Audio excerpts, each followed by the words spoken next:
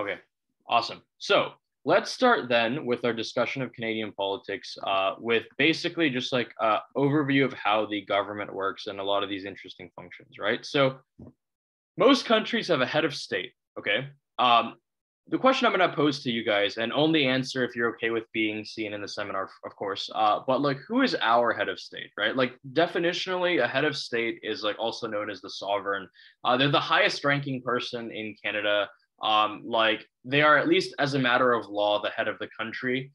In many countries, the head of the state role is like a very symbolic role. Like you don't actually hold any power. You're just like constitutionally the head of the country. But in other countries like the United States, for example, the head of state, who is the president, actually does wield power and actually does have to use that power to conduct, useful things in the governing of the country in general. So in Canada, I guess my question for you guys is, who is our head of state? Who is like the official person in charge of the whole country? Queen. Yes. Go ahead. The Queen. Yeah, the Queen, right? Okay, cool. Yeah. So this is often a gotcha question. A lot of people like don't know, but yes, it's the Queen. Right? A lot of people sometimes say like the Prime Minister, whoever. Well, like in Canada, the official head of state for us is still the Queen, right? The Queen is the monarch of Canada. And contrary to popular belief, this does not mean we are still a British colony. The monarchies are separate, right? So the monarchy of the United Kingdom and Northern Ireland is a different monarchy than the monarchy of Canada, right? Like these are two separate monarchies that exist. It just so happens that the same person is the monarch of both of those monarchies. The Queen presides over what is known as like the Commonwealth, which is a bunch of like old British colonies that are now independent but have their own separate monarchies. So there's a monarchy of Australia, there's a monarchy of New Zealand, there's a monarchy of Jamaica, right? And each of these monarchies are independent and separate. It just so happens the same person is the head of each of these monarchies. But in Australia, right, like the Queen is not known as the Queen of England. She's known as the Queen of Australia. In New Zealand, she's known as the Queen of New Zealand. And in Jamaica, she's known as the Queen of Jamaica. And in Canada, obviously, she's known as the Queen of Canada, right? So she's not known, and she doesn't rule Canada on the basis of being the Queen of the United Kingdom. She rules Canada on the basis of being the Queen of Canada. The role is actually very symbolic, though. Like it has very little power in terms of what the Queen can actually do to interfere with Canadian political affairs. Like I think by law, the Queen is actually required to sign laws that our Parliament passes. So it's not really like a very politically involved role that the Queen takes in day-to-day affairs, but at least officially and constitutionally, the Queen is still the head of state of our country. So then we talk about like who's sort of second in command, and this is sort of another symbolic role that we have in our government, which is the Governor General, right? The Governor General is the Queen's representative in Canada, and like they sign bills on the Queen's behalf. They help manage the Parliament. They call elections when necessary, and they perform ceremonial duties. Right, 90% of this job of the Governor General is literally to just like cut ribbons at like different events, right? In order to like inaugurate stuff, or like participate in charitable causes and like these types of things. It's a very symbolic role, and the job only exists because historically the Queen like obviously couldn't like just live in all these different countries at the same time. So like the Queen would appoint someone to be the official governor of those specific areas back when they were still colonies. And the job still exists now, even if none of the powers of being a governor of a colony do, because notably we are no longer a colony in the status quo, right? So that's what the Governor General does, very symbolic role. I guess this sort of leads us to like another issue that we talk about in the modern day in Canada, and this is very new. But basically, very recently, Justin Trudeau nominated for the governor generalship someone named Mary Simon, who is like an Indigenous leader in Canada, has participated in a variety of different, Indigenous movements against the government in order to like fight for the rights of the Inuk people in Canada. And she is the first person of Indigenous heritage to ever be nominated to the role of Governor General, which has brought up a lot of debates, not just within like general Canada, but also like within like Indigenous movements as well, as to like the symbolic nature of this event and what the significance of this particular event is. Some Indigenous groups have said that this is a welcome sign that like there's more Indigenous involvement in the Canadian government, but other Indigenous groups notably have also said that like even if this role was given, it's still a symbolic role. The system itself is still inherently colonial. So it's still upholding a colonial system per se, which is not necessarily a good thing. And they've also outlined that like, well, this symbolic role was given to someone of Indigenous heritage. A lot of the very like, a lot of the very like big day-to-day roles in the Canadian government, such as like the roles that oversee how federal lands are administered, and things like that, are not traditionally given to Indigenous people. And these are some of the biggest issues that Indigenous people are facing in terms of like the federal government encroaching on their lands. So the fact that an Indigenous person gets appointed to the governor generalship, which is a symbolic role, but not to the roles that are actually dealing with some of the big issues that Indigenous communities are facing, is something that a lot of people are calling out in the wake of this incident. But it is something that I thought I would outline, given that how this is a very recent thing that deals specifically with the governor generalship in Canada. But okay, who is next then? So we've talked about the Queen, we've talked about the Governor General. We are now going to be talking about the head of government, right? The head of government is the person like actually running the country, actually managing the day-to-day affairs of the government. In some countries, the head of government and the head of state are the exact same person. So like the United States is my go-to example for this, because the president is both the head of government and the head of state. There are also a lot of monarchies that function this way. So like Saudi Arabia, for example, or like, I don't know, I guess that would be a good example of this instance, because in Saudi Arabia, the monarchy controls the government, yes, but they also control they're also the head of state, right? So sometimes you have more than one function or more than one person, more than one like sort of title being given to the head of the state. But in Canada, we have those two separate, right? So the head of state is the Queen. The head of government is the Prime Minister. They have two different functions in the government. This is not notably a ceremonial role. This is a very active role. And this person is the leader of Canada for all practical purposes. And in Canada, like notably, this role is reserved by the Prime Minister. On the right, we see our current Prime Minister, Justin Trudeau. So the Prime Minister is helped by a bunch of people to run the country. Notably, like there are a lot of important things in the country that require people to lead them on a day-to-day basis. The Prime Minister doesn't just like run everything by themselves. So like there's a lot of important departments that are created, like the Department of Defense and like the Ministry of Foreign Affairs and the Ministry of Natural Resources, and a variety of these things. And to head up a ministry, they need to appoint someone who is a minister. So a minister is appointed to each of these departments. This is known as the cabinet, right? And there's a series of ministers who are appointed to these roles.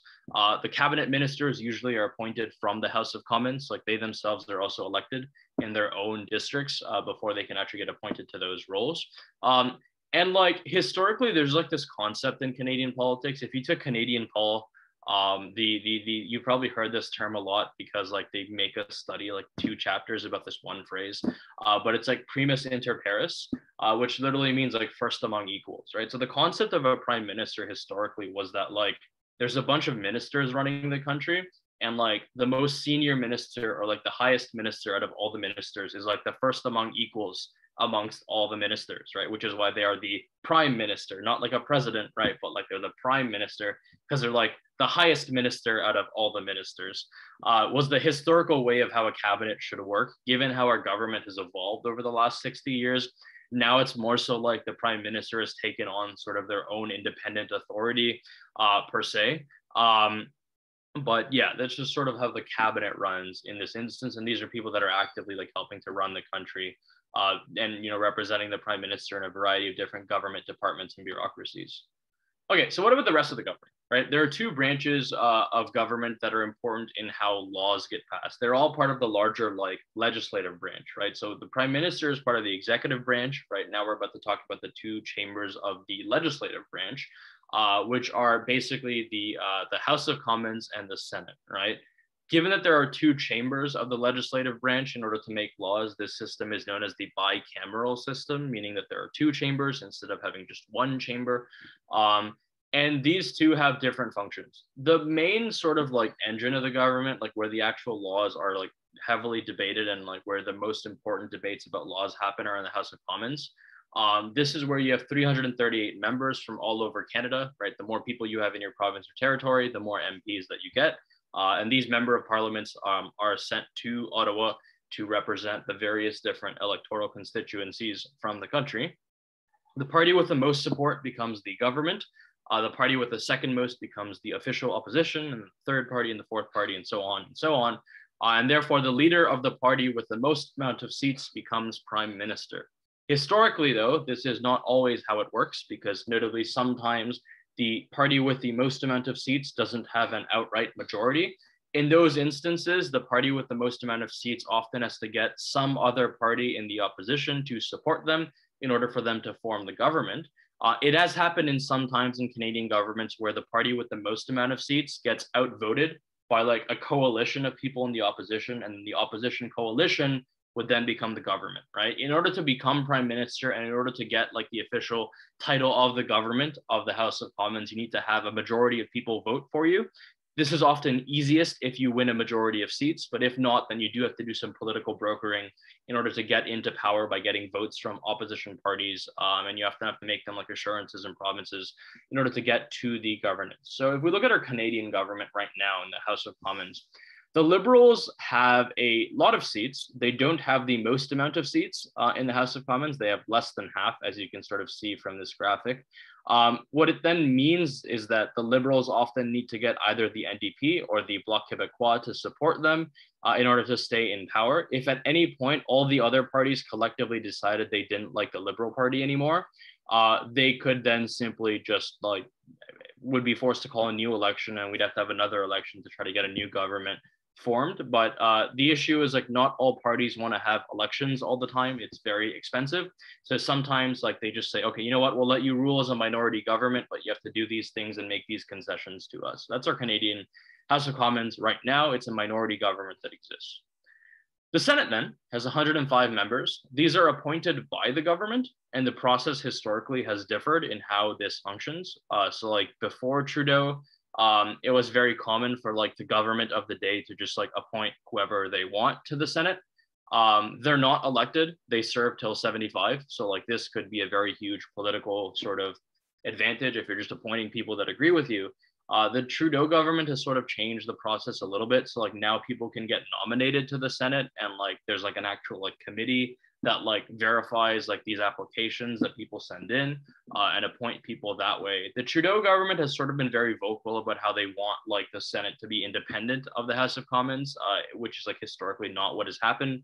Because like if you're in government and you're in power and you want to appoint the Senate, like you're going to appoint people that agree with you. So the Senate's just going to reflect what you already believe. But like now the Trudeau government is like, no, like it should be more independent and things like that, right? But basically what the Senate does is like they vote on the laws that the House of Commons sends to them, right? So like the House of Commons sends them a law, and then they vote on that law, and then if they pass it, like the law moves on to the next stage. Like that's their main job. The current Senate is very interesting because like while the Conservatives still have a lot of their senators in the Senate, the majority of the Senate now is actually like independent. Like it's a coalition of independent senators that don't really belong or affiliate to any particular political party. This is a very like huge progressive move in Canada because the Senate has almost always been partisan historically. So that like it's not really as partisan anymore is like interesting in how that functions. So sometimes the Senate now does occasionally stand up to the Trudeau government, but like they vote with Trudeau usually like 95% of the time, which is like surprisingly low, right? Like historically it had been like 99% of the time the Senate would just vote for whatever the House of Commons wanted, with like some minor adjustments like wording and things like that. But like now a lot of the times the senators don't always vote with the government. So it's really interesting. Maybe we're going to drift towards a system where like we actually have two functioning houses of lawmaking or legislative purposes going forward into the future, which would be pretty cool and interesting and sort of more like what the US has. But in the status quo, the Senate is still very much more of a rubber stamp as opposed to like an active political institution that like, you know, causes debates and overrules the House of Commons and things like that.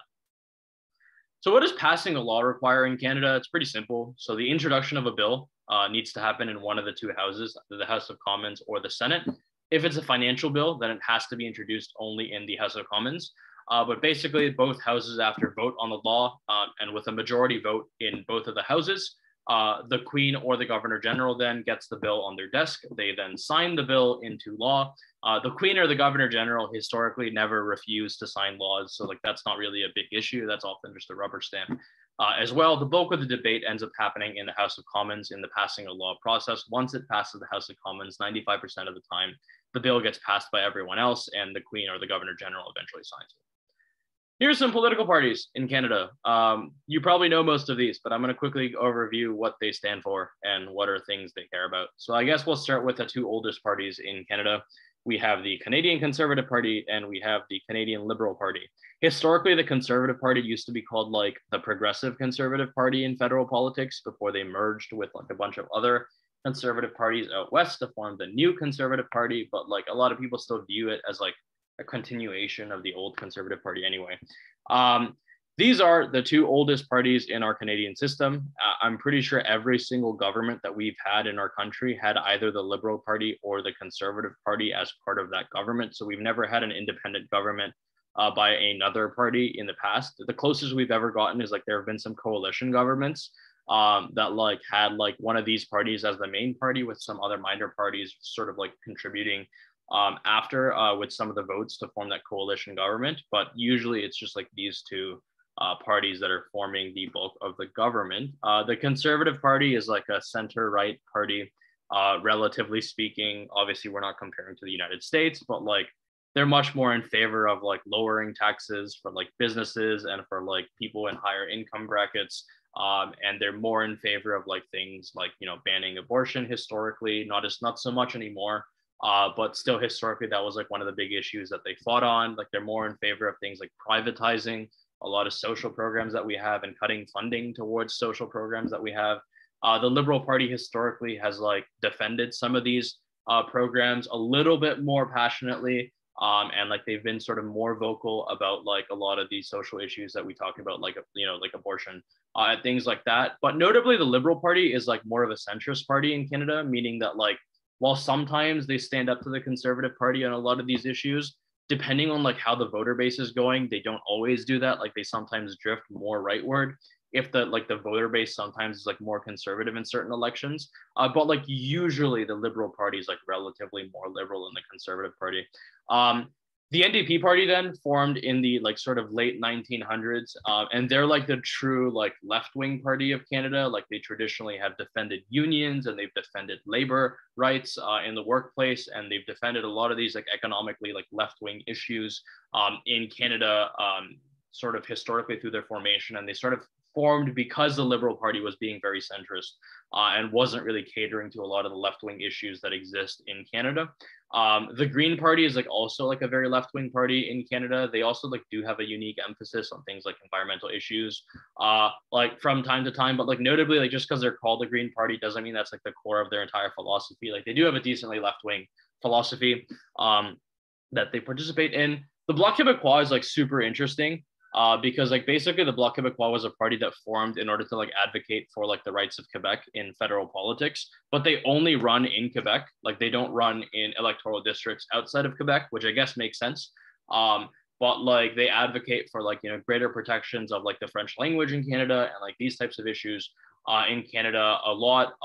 And one important thing to mention about the Bloc Québécois is like they're very right wing on a lot of social issues. But they're like left wing on economic issues, like sometimes almost as left wing as the NDP on a lot of like economic issues when it comes to like supporting unions and like supporting labor rights and things like that. So like they're like sort of a weird mix because like they have some of the right wing beliefs of the Conservative Party in terms of social issues, but then like they agree with the NDP a lot on like left wing economic issues. So like it's very interesting. They're not really exactly like easy to quantify on the public, the political compass. But anyway, that's some of the basic parties that we have in Canada.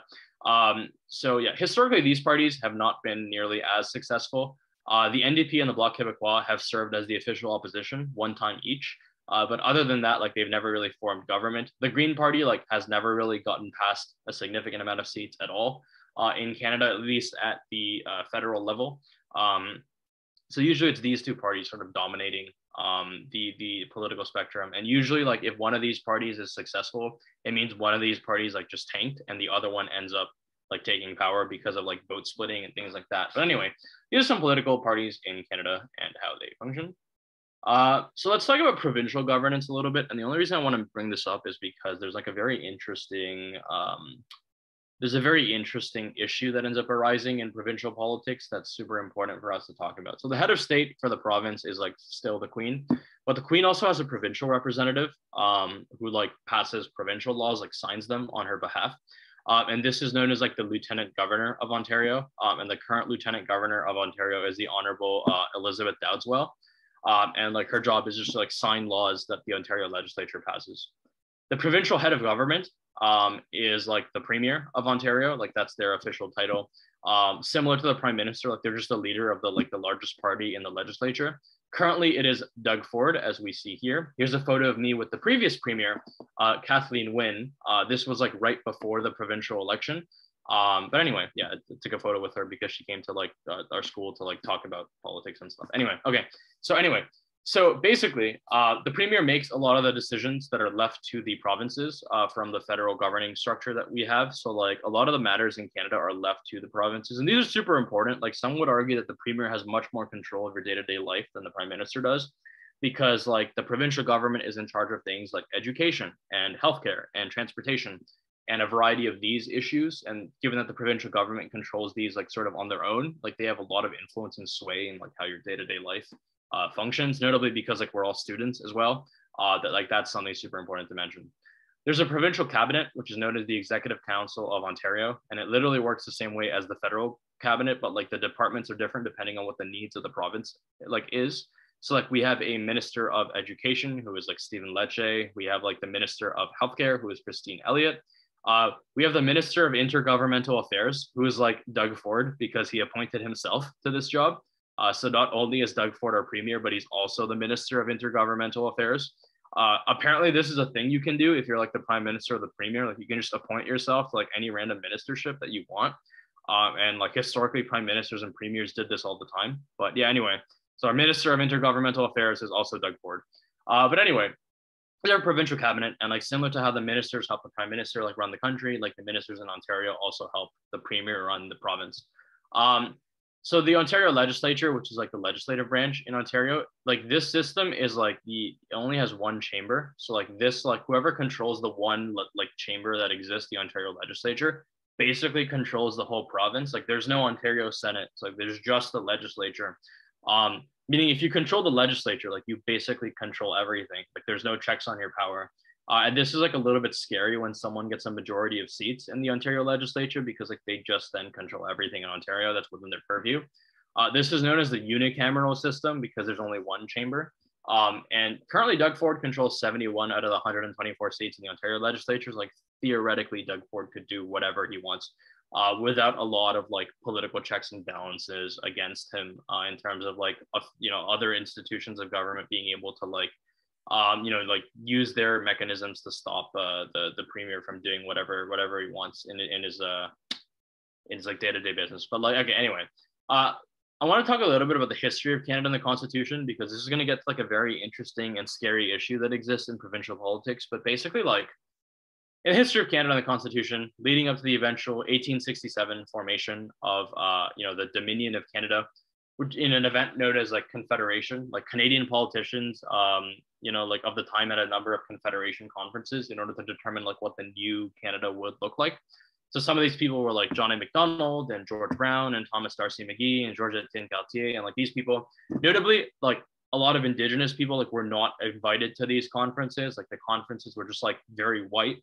And that sort of reflects the type of history of our country that we've had for a lot of the history, where like just like there was no involvement of like Indigenous people in our government or in critical federal government decisions, which is like a terrible thing and a terrible precedent that exists in our history. Important to mention. Anyway, moving on to like the sort of formation that ended up happening. Like basically the way the borders were drawn was like that the four colonies of Ontario, Quebec, Nova Scotia, and New Brunswick formed like the Canadian like country in 1867, like the Canadian Dominion, and they became like the first four provinces of Canada.